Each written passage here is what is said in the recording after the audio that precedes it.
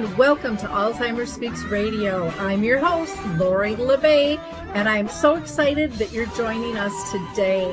We are going to have a fascinating conversation as usual as we learn from people all around the world at all ages and stages of life. Stay tuned as we shift our dementia care from crisis to comfort. Here we go. What you think about, you will bring about dementia change. We will. Well, hi, everyone, and welcome to Alzheimer Speaks Radio. I'm your host, Lori La Bey, and I'm thrilled you can join us today. We're going to be talking about dementia care. Is it different over in Malaysia than where you live? Our guest today lives in Malaysia. She's going to share her story with us about caring for a loved one. Now, if you are new to Alzheimer Speaks, you might not know what all we do here and why we do it. Bottom line, my own mother had dementia for 30 years. And so that's what made me step into this. I wanted to bring people services, products, and tools and connect them to others that are going through the same thing, that have brilliant resources. And so, maybe you could be our next guest. We interview people who are living with dementia, family members, a variety of businesses, researchers, advocates, children, authors, movie directors, you name it. We want to talk to you because that's how we make sustainable change, by being inclusive of all. So if you're interested, reach out to me at radio@alzheimerspeaks.com. Now, before I introduce our guests, I'm going to do a couple of shout outs. One is, please check out alzheimerspeaks.com. We've updated the site. It's very easy to maneuver. In fact, we have one full section dedicated to free educational resources, and there's a big variety there, from dementia in the arts and dementia chats and the radio show to dementia quick tips, information on memory cafes, dementia-friendly communities, and then, of course, Dementia Map. You can also access from there, or you can go directly to dementiamap.com, which has been a dream of mine for almost 40 years. And that is a global resource directory that also has a calendar of events. We've got like 150 categories that you can search in a variety of different ways, wonderful blog articles, and so much more.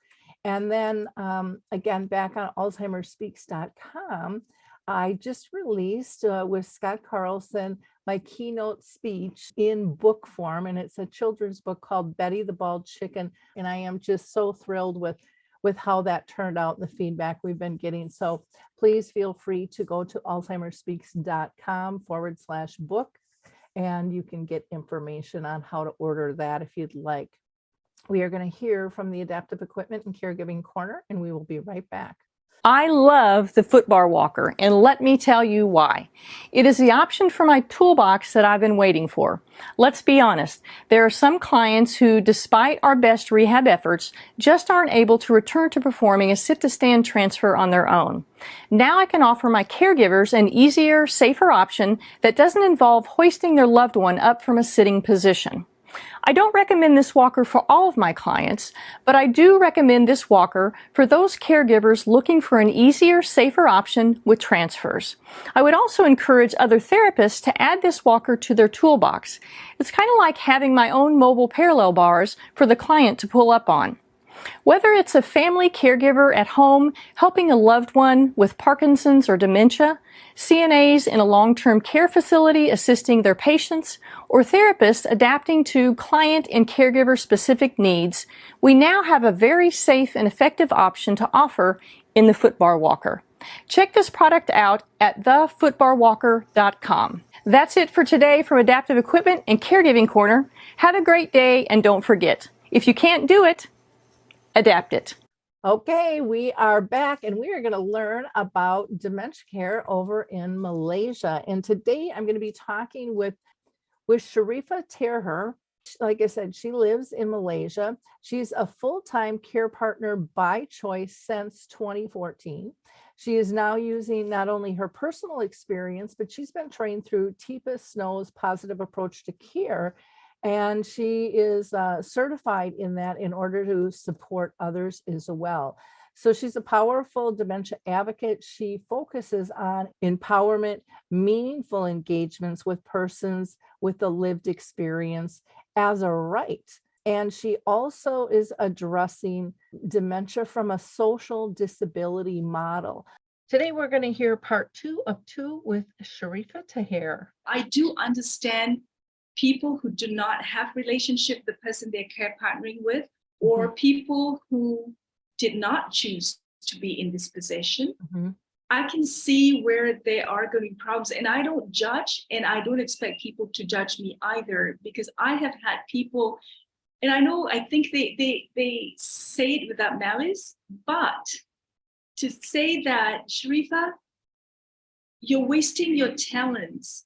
Your mother does not recognize you anyways. Why don't you get a helper to take care of her and you go out and work? I was numbed, Lori.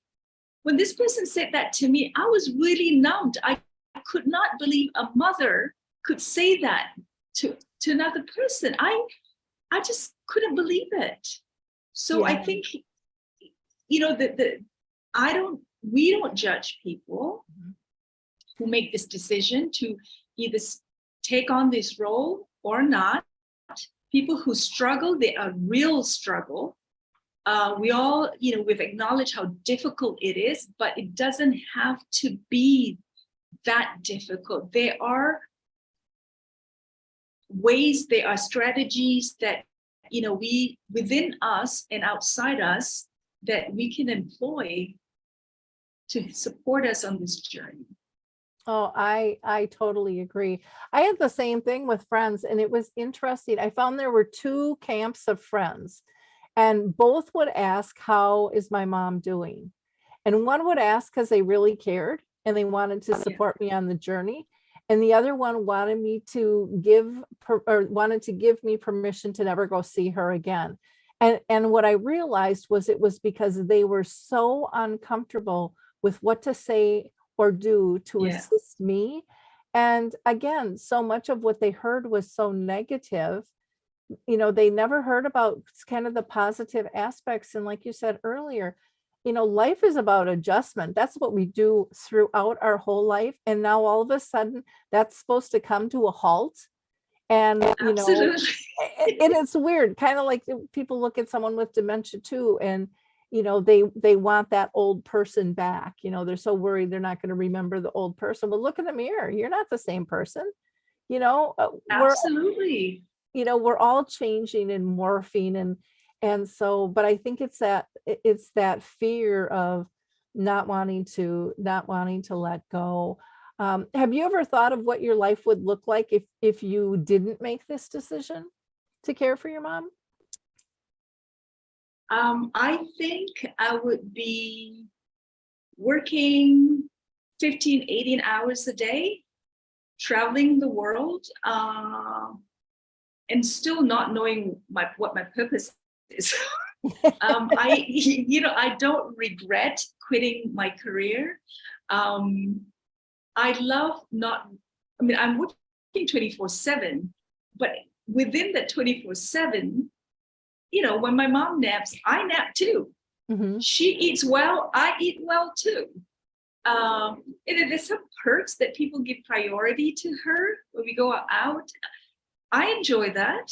Yes, they are the ugly side of it. But I look out for the positive. At the same time, though, I think this is important to remember that just because we look out for the positive, just because we treasure the positive, doesn't mean we are in denial of the negatives. Because I go through with the flow. I get angry, I get upset, I cry, I acknowledge my grief. I acknowledge that, I made a mistake there, I could have done better. I process it, and then I move on.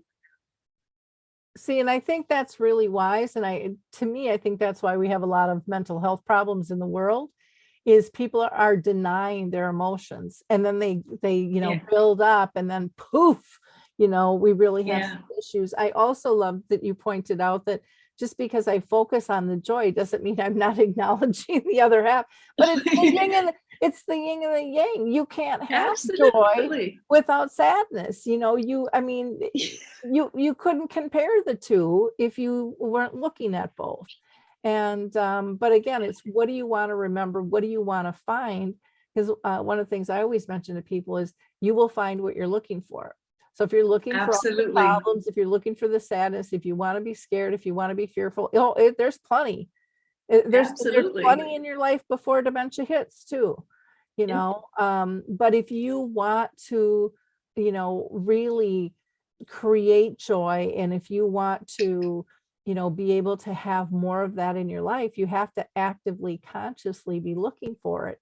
It's not just going to knock you on the head and go, hey, this is a joyful moment, Lori. It doesn't work like that. You have to be very conscious. And the other thing that I have found too is that the only time that you can recognize joy or create it is in the present moment. Absolutely. And Absolutely. And that one was a big aha moment for me on that one, because there's a lot of people think, oh, living in the moment, that's all woo woo-y. And I mean, there's all kinds of different impressions out there and stuff. And it's like, it's not, it's just about a life perspective of what do you want? What do you want to draw into your life? I completely agree, Lori. You know how multitasking is such a virtue? Oh, yeah. I've realized I hate multitasking now. I mean, I have to do it sometimes, but I hate it now. Whereas before, like, oh, I'm, superwoman, I can multitask. Now I just enjoy, and part of, my respite is having my ice cream on the balcony and just sitting and telling myself I'm eating this ice cream. I'm really having and enjoying my ice cream. And that's my 5 minutes or 10 minutes, or it could be my latte, or it could be just holding my mother's hand while she's napping. Yeah. Because things can just shift and she doesn't know who is this person lying next to her, and things could go wrong. But having just that peaceful moment of holding my mother's hand and lying next to her and just focusing on that to me is my respite. And that to me, when my cortisol levels all go down. Oh, I love you mentioning that, because I think so many times people think with respite care, someone else has to be doing it. But we can do it ourselves when we appreciate those moments when, like you said, you nap when she naps, be joyful, be calm when she is. And I know for me, I used to be, my mom would be content and I'd be running around like a chicken with my head cut off, multitasking, going, I got stuff on my list to do. I got to do stuff on my list. Instead of just sitting there, taking a breath, calming myself down. And when you're calmer and more collective, you're more efficient, and you probably recognize there's some stuff on your list you don't need to do that really isn't important. Yes. Who cares if the dishes did not get washed? Yeah, minor detail, really. Exactly. Whereas before, I'm just so anal about it that the dishes has to be clean. But now I'm like, no, I need my sleep. I know my priorities. I'm going to spend my mom is in a stellar mood. I'm going to drop everything. I'm just going to enjoy that moment with her. Yeah. So you're right. Yeah. When I was younger, they used to call me the white tornado. Everything had to be in its place all the time and stuff. And I'm 63 now, and it's not like that at all. It's just not that important to me. And it is funny what a difference that makes.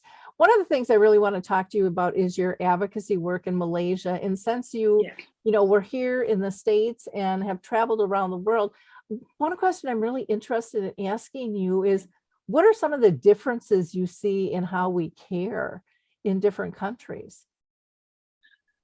To be honest, my care has been this experience. When with my job, the travel was in public health and development. And yeah, that you can say that's care work also, because we're looking at how, how to offer services to people. I think, there's just huge diversity of care. And for me, what's really interesting in the context of care within the context of the family is how we perceive it. We hear a lot the burden of care partnering, And I thought, yeah, there's burden, but if I were to switch that B, burden, into B, blessing, my world just changed too. And I know, I read and also listened to a presentation by this woman, an American researcher who did study on care burden, quote unquote, amongst people in Latin America. And she had used the word burden, and they really did not appreciate it, because in the context of family, there's no burden. When you're caring for your parents, there's no burden. So when I listened to that, and that it just like, oh, wow, that is so true. I mean, like I said, this is my life. I chose it. I don't see it as a burden. Yeah, it's difficult. It's a heavy load. Physically and in all aspects, it's a heavy load, but I don't see it as a burden. Well, and what I love was that community was strong enough to say, don't use that word. That's not how we see it. And I totally agree with that. I think we have to change the mindset to get to one of a heart set, and to really get into that relationship base. Like I don't use the word often person-centered care, because I think it's too task-oriented. I like to use the term relationship-based, because then I think more people understand what the heck that means. 100% agree. I have issues with person-centered care, because where do I fit in? Yeah. What about my needs? What about my relationship with my mother? Yeah. That just disappears. I thank you for bringing that up. I really like it, and I agree with you 100%. Yeah, well, I just think it's overused and underdelivered. It was one of those key terms. Everyone's like, we're gonna say we do that now, but do we do that, and do we know what that really means? For most people, a lot of times person-centered care is still very task-oriented, and I found, and I don't know if you found this. My guess is you have, but when you focus on the emotional needs, that's when things start going smooth. That's when the burden lifts, and I have I take the word caregiver when I'm speaking, and I put it into CAR and e-giver. And CAR stands for conscious awakening of relationships, and the e-giver is about emotional giving. We've heard for, ever, it's not what we do, it's how we make people feel. And it's no different with dementia or anybody else in your life. You're going to be remembered for how you make somebody feel. Absolutely. And this is particularly pertinent with persons living with dementia, because they may not remember the events, they may not remember what happened, but they would remember how you make them feel. As I know that there are people who come to visit my mom, she would insist I sit next to her. And there are people who visit and she's like, you go away. This is my visitor. You just go away. So I can tell the difference. And I wonder what had happened.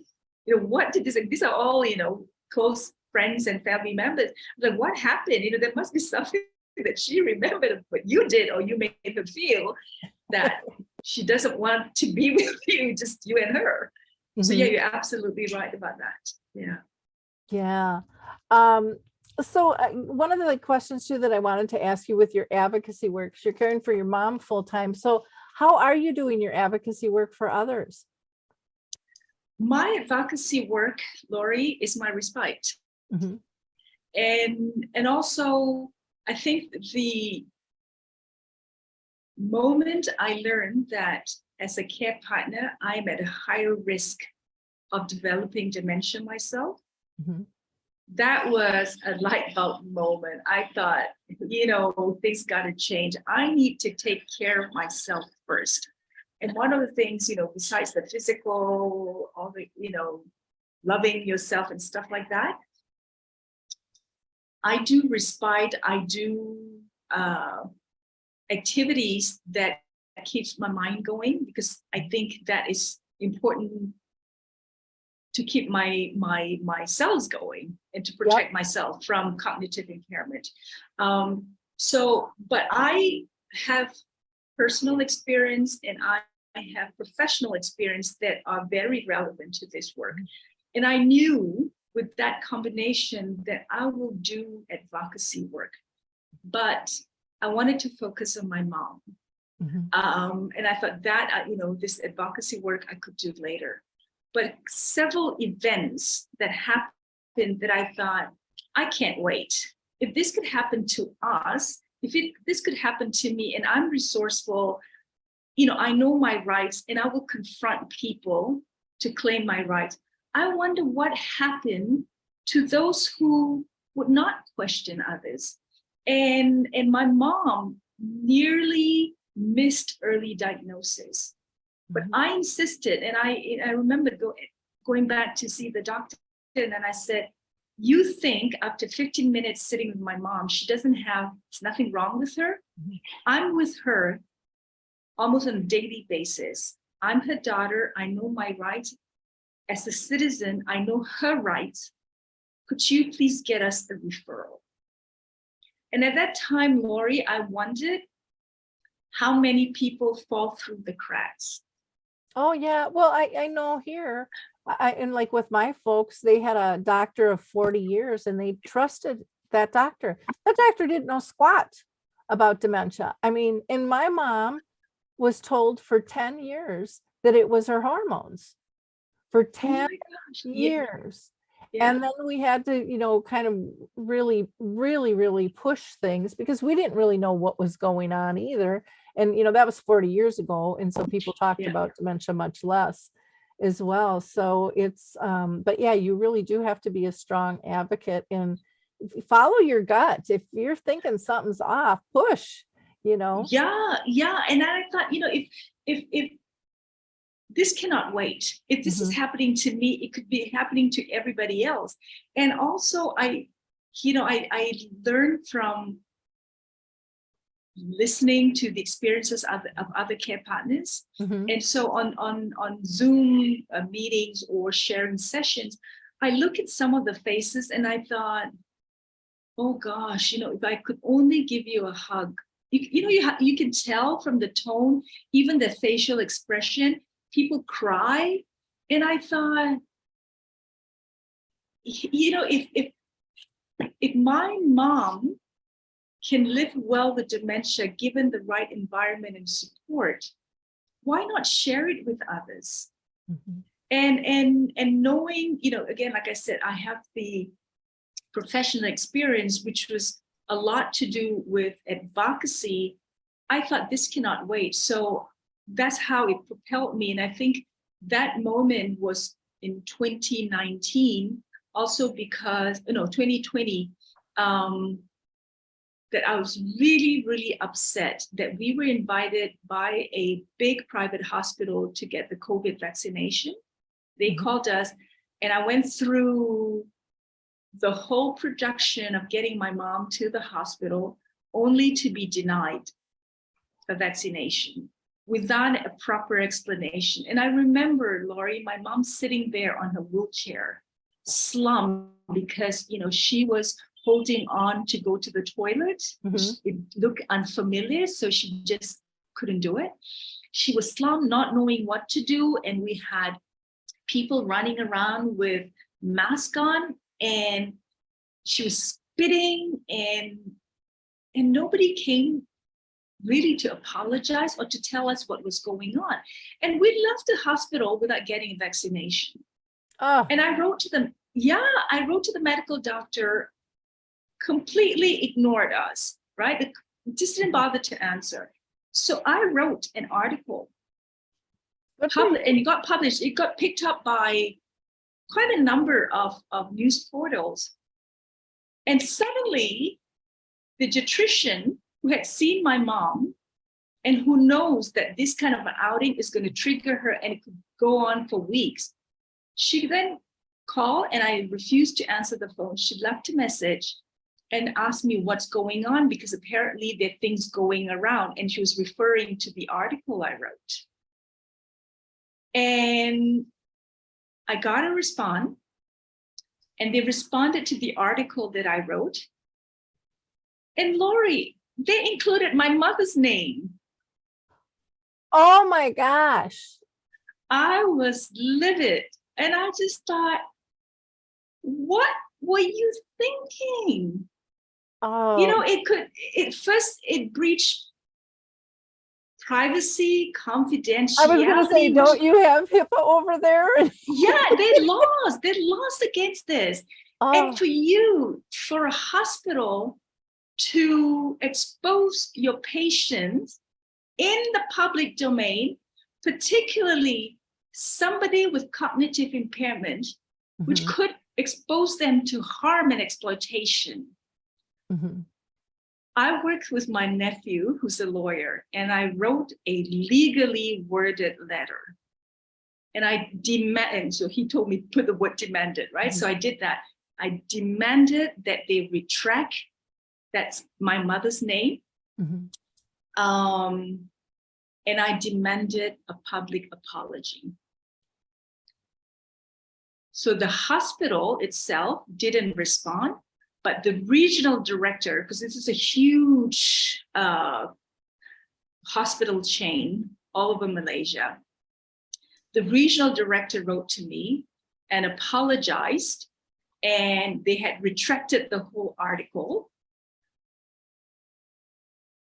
But they wanted me to keep it quiet and not issue a public apology.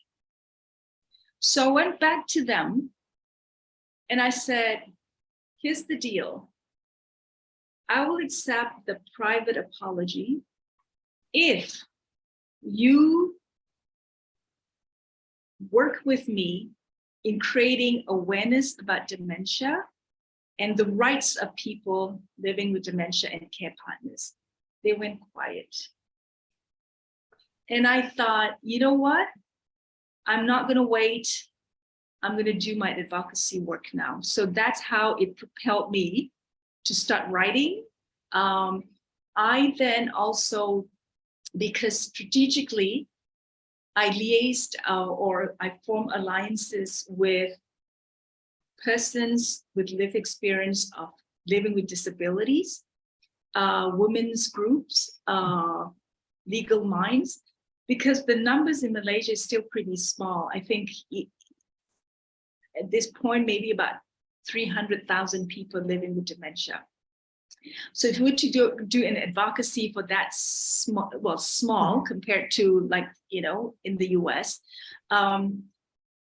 it could be challenging. So I formed this strategic alliance with the disability colleagues. And I take this opportunity to thank them, because I think without that liaison, I don't think we would have achieved the success stories we have had in a short period of time. And I think we have a lot to learn from the disability movement. And I work in HIV and AIDS globally. And I think we also, the advocacy, the dementia advocacy has a lot to learn from the success stories of HIV and AIDS. So my advocacy work is both top down, where we push for policies for legal reforms and programs that look at dementia as a disability. And the reason why it's important to couch dementia as a disability, because it is a disability. It is, although not explicitly mentioned in the convention for the rights of persons with disabilities, the definition clearly applies to persons living with dementia. And that gives us this framework where we could claim for rights of persons with dementia. So we're pushing it from that side. And the way I look at dementia is that it doesn't exist in a vacuum. Mm-hmm. Dementia, there's intersectionalities of dementia with aging because it mostly affects older people, but not a normal part of aging. And because it affects older adults who are also prone to disability. And dementia is a leading cause of disability amongst older adults living with dementia. So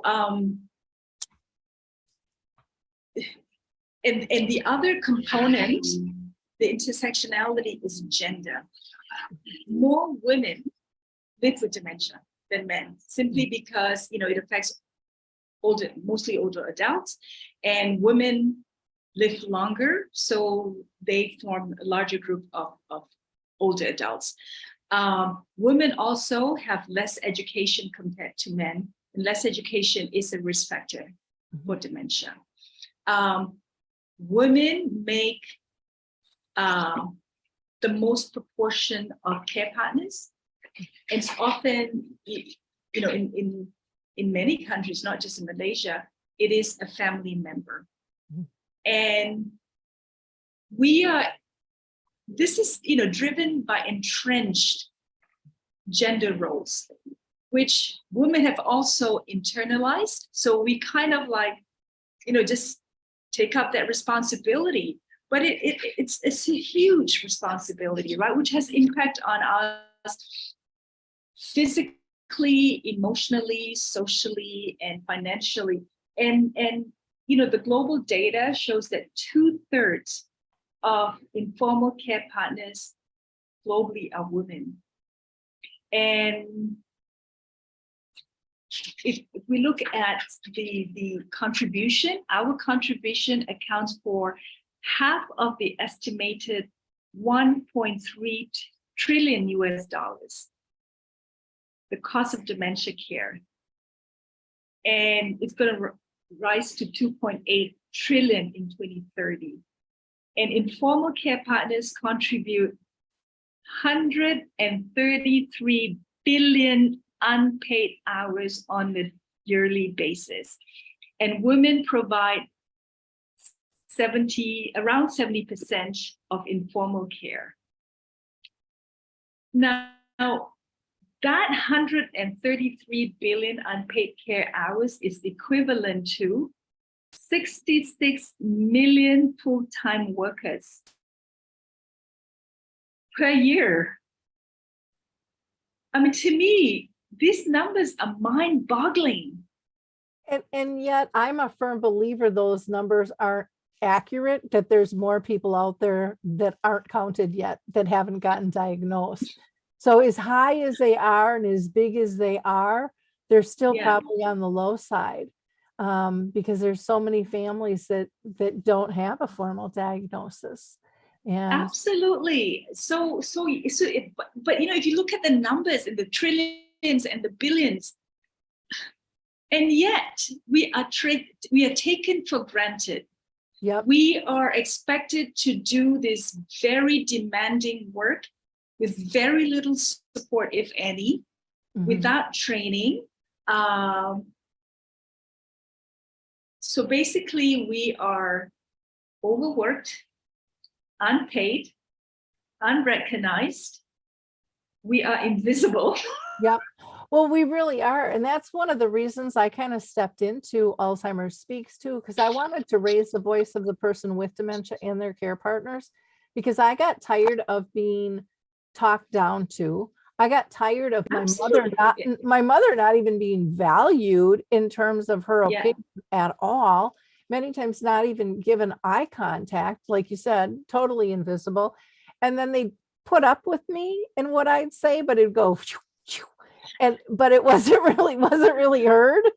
And I thought, man, you are missing out on such, and not me personally, but you are missing out on such valuable information of people in the trenches that live and breathe this every single day. And you're just poo-pooing that like they don't know anything. And they're the ones really doing the work. They're seeing things, they're touching things, they're absorbing the reality of this disease. And so I wanted to be able to give voice to people all over the world, because I don't think that we can make sustainable change if we're not inclusive of everybody and not valuing one over the other. Because again, I think a lot of times the families are teaching the doctors that every person with dementia is different. No, mine doesn't, my person doesn't do that. Absolutely. They do this. And so we need to be able to support families so that their voices are stronger, because they are, in my mind, the true educators on a multitude of levels, and they need to be heard. Absolutely. And what you just summarized, Lori, that's what makes us experts. Because we live through the trial and error.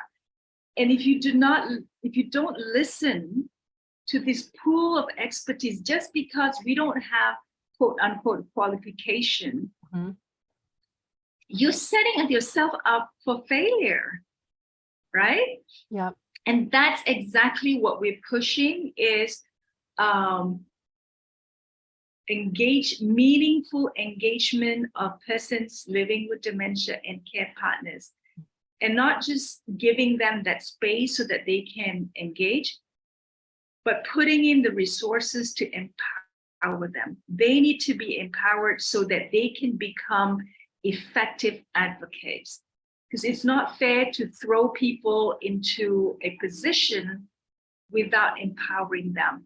So that's one of the key the advocacy themes for me and my colleagues. The other is pushing for dementia as a disability and from the social disability model. And this model really paves the way for persons living with dementia, persons living with different other disabilities, and care partners to a life of dignity, to engage and to claim their right to engage as equal citizens. And I think once we have a foot in the door through our engagement, we can make a lot of the changes that needs to be made. But also, so in Malaysia and in most part of the world,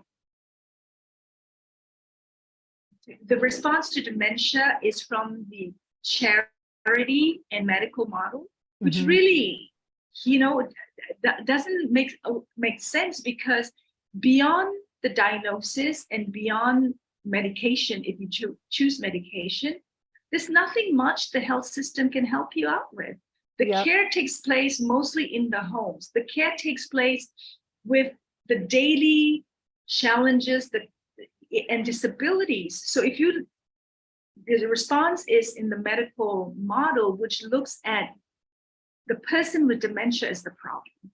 They're not the problem. No. The problem is the socially constructed barriers that are out there that prevents them from engaging, from accessing services. So looking or advocating from the social disability model is saying that the society has to change. The society has to adapt to persons living with disabilities, including persons with dementia. And we are also pushing for care partners. I experience, to a large extent, the stigma and the challenges that my mom and my friends who are living with dementia experience. But nobody talks about us because we're invisible, right? And I thought, and I listened to a webinar on women and disabilities. And I thought, you know what?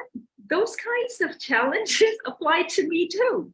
Yep. So that is when I started asking questions, but what about us? What about care partners? So now we are pushing for care partners to be paid. Mm-hmm.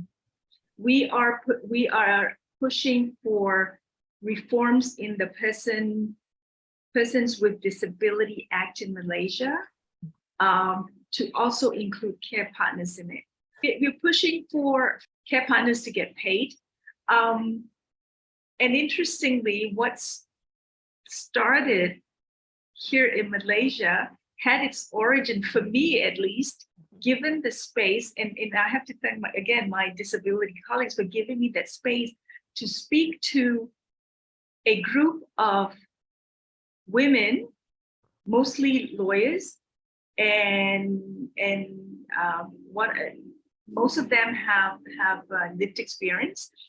Talking to them, there were six of us, and out of six, 5 of us had lived experience.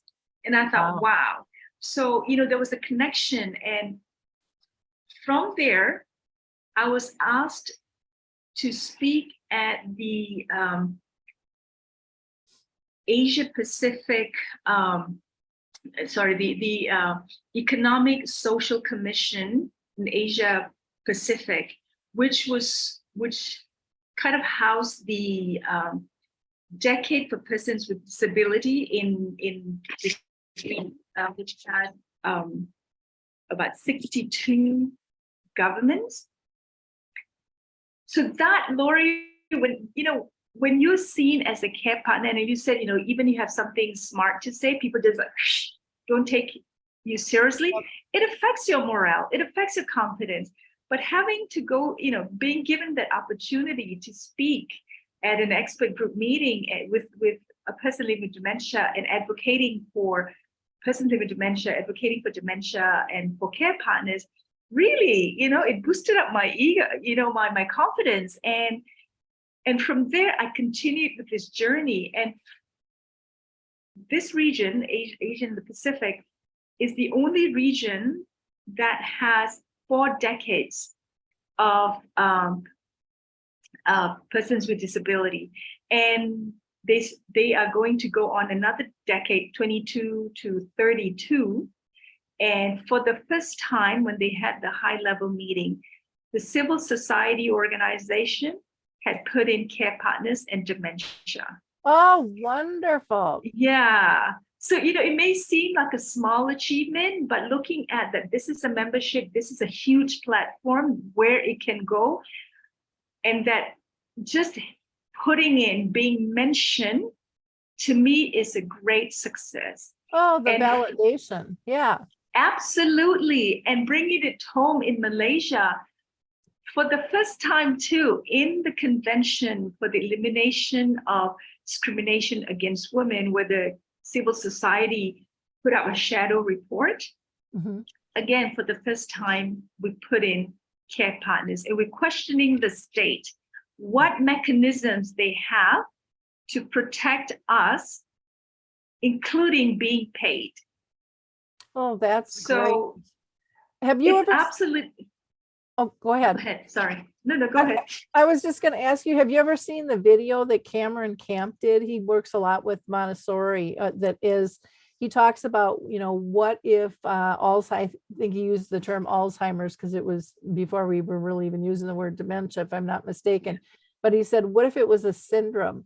What if it was like Down syndrome, and it was viewed as a disability and stuff. And I remember watching that, years and years ago, and thinking, yeah, that's really how it should be framed.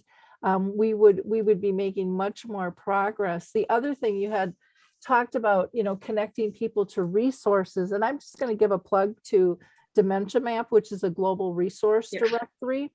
And we would love everyone to be listed in there. We're not putting anybody in. We want you to put yourself in, so you're in control of what is in there. But what we have found, which I found really interesting too, is we have more small to mid-sized businesses that people have never ever heard of before, and they're shocked at how many how many support services are out there, but we need our big organizations in there as well, because a lot of people, when this hits them, they don't know that information either. And if we could get this into, you know, doctors' offices, I mean, just think if you were given resources, how that would change the diagnosis. You would walk out with hope Absolutely. instead of going to the car and crying for 2 hours because you're devastated and can't even drive.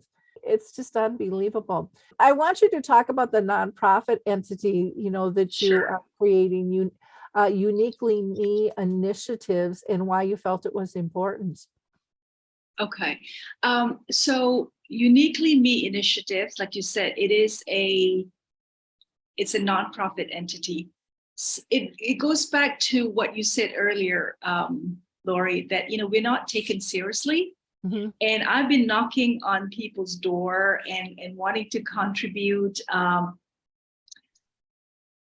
and not getting the response, or just being, you know, I get a response, and then I feel like, oh gosh, you know, I'm just a token participant here. That does not feel good. So I thought, fine, you know, I've been asking for a seat at the table. If you're not going to give me that seat, I'm going to create my own table. Yeah. I'm resourceful. You know, I have the experiences. I'm going to set up this table, and this table is not for me. I'm going to invite persons living with dementia. I'm going to invite care partners and supporters to sit at the table, because, like we, you know, like I agree with you, Lori. We have valuable contributions to make. We are also the experts. So that's how it started, out of the frustration that I felt, and thinking that, you know, if I set up something like this, I can bring in people. We can control the narrative. Yeah. And I think, you know, there's too many people with that lived experiences are talking on our behalf. And the focus has often been on the tragedy narrative. Mm-hmm. I I don't like that. So I wanted to, you know, to control that narrative. The name UMI's Uniquely Me Initiative, it is also in response to each dementia experience is unique. So therefore, each response has to be unique. So that's how I got that name. But UMI is Umi. In Arabic, it means my mother. Oh. So this is in honor of my mother, because she is the motivation behind this. And also, she has always been the person, if I have something, Mhm. I want others to have it too. So when I look at her and I thought, you know, she is able to live well with dementia because I'm supporting her. And I've been blessed with the resources to get myself trained to find that support. And I'm going to give this back, because she has taught me what you have, particularly the, you know, basically the good ones that you have in life. Give it back. Mm-hmm. Because again, you know, going back to looking at the faces of care partners, I thought, if I can change and make a difference in one person's life, you know, maybe that's my purpose too. Yeah. And so earlier I said, you know, my strategy is twofold: one, top down, which is the policy and the program, and the bottom up, that this in itself, it's advocacy, that a care partner who people poo-poo away Mm-hmm. can set up something like this, can organize others to join, and we can take care of ourselves too.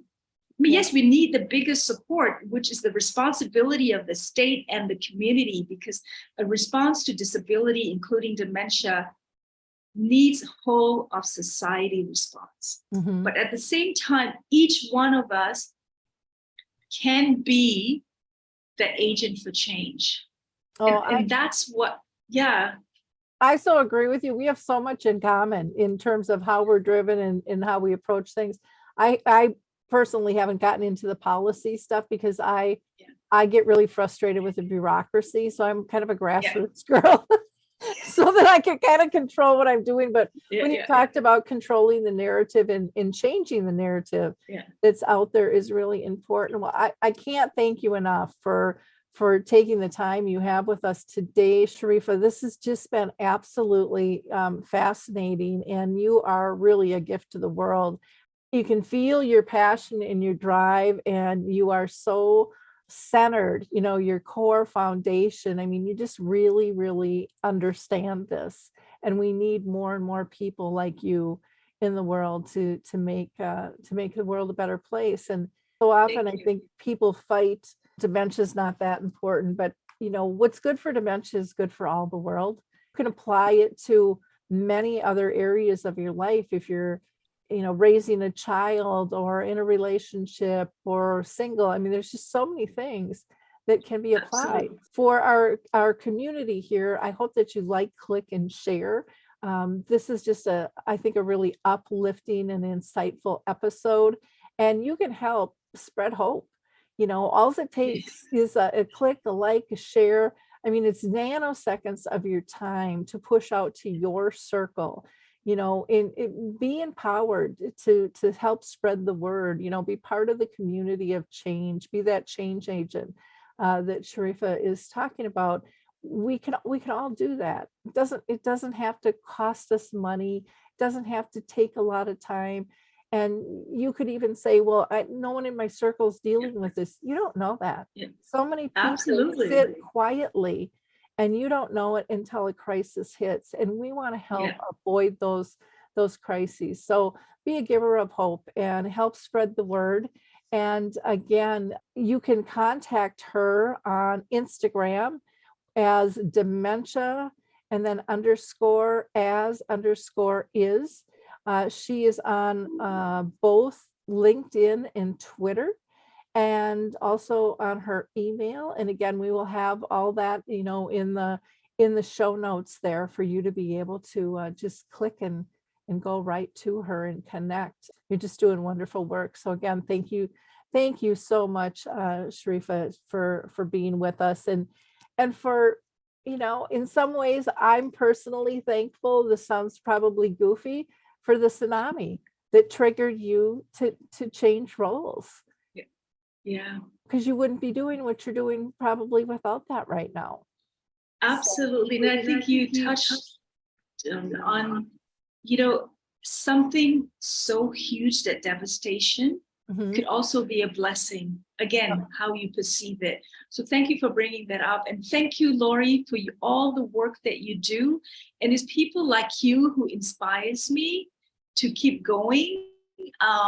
So thank you for that. It's been such an honor to be on your show and finding so much in common in terms of our thinking and the work that we do. So that has been a gift too. So thank you so much, Lori. Well, we're in this together, and absolutely. And I think we're all equal in our abilities, and I think all of our opinions are important to be heard. And you know, Alzheimer Speaks here just wants to help elevate those voices, because otherwise, you know, I mean, I grew up in Minnesota in the US, and I didn't travel much, you know, and now all of a sudden I'm talking with people all around the world. This disease changes people's lives, and what we can learn from one another next door or, you know, across the pond, wherever it is, we have so many things that are in common. And I think so often today the news focuses on our differences, but our differences are blessings. And when we learn about those things, you know, we're not so scared. We get rid of our judgment, and we realize, boy, we've got a lot more stuff in common, and we can really help one another out by sharing our own story. So I would really absolutely encourage people to step up and step out, and don't be ashamed or embarrassed that you're dealing with this. You know, tell your story. It's the only way we're going to get you services, products, and tools. It's the only way we're going to get policies changed, is by people coming out and speaking honestly on what their needs are. So Again, thank you so much. This has just been an honor to have you on our show. Appreciate your time. Thank you, Lori. To our audience, I just want to say again, for more resources, we have our free educational resource page. Please go to alzheimerspeaks.com or visit Dementia Map, which is our global resource directory where we have 150 categories you can search. There's terms that you might not know, so check out the glossary. There's a blog with wonderful articles, and there's also a calendar of events that you can access as well. And you have to give us no personal information. We are your friend, and we want to work with you, and we don't want you to be scared anymore. We're all in this together. So thank you, everyone. Bye now.